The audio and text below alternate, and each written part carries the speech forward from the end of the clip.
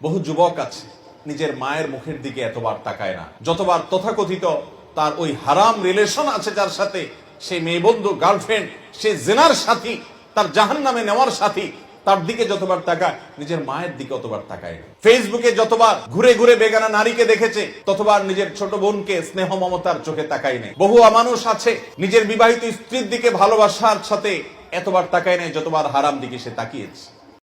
চোখের যে জেনা হয়, আপনি নাটক, সিনেমা, ফিল্মের বিভিন্ন ক্লিপ, ইউটিউবে, ফেসবুকে যেগুলো সারাদিন দেখেন, এই ভিডিও ফুটেজগুলো, এই ছবিগুলো আপনার ভেতরকার ইমানের উপরে একটা স্তর সৃষ্টি করে দেয়, ইমানের উপরে আবরণ সৃষ্টি করে দেয়, আপনার ইমানের উপর একটা প্রলেপ ফেলে দেয়, যার ফলশ্রুতিতে আপনার ইমানটা তাজা থাকে না, এটা নষ্ট হয়ে যায়। একটা সময় আপনি হারাম থেকে বাঁচতে পারেন না।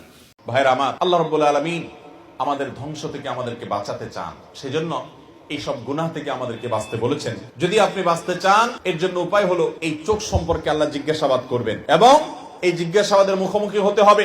আল্লাহ সবকিছু দেখছেন, এই কথার জল্পনা, এই কথার ভাবনা, এই কথার কল্পনা, এই কথার ধারণা, ধ্যান আমাদের অন্তরে উপস্থিত করবো, ইনশাআল্লাহ বাঁচা সহজ হবে। অতএব চোখের গুনাহ থেকে বাঁচার জন্য এই মোবাইলের মধ্যে ক্লিনিং অপারেশন চালাতে হবে।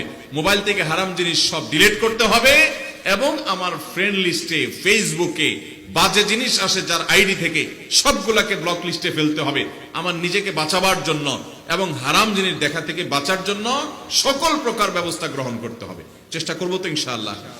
আল্লাহ আমাদের সবাইকে তৌফিক দান করুন।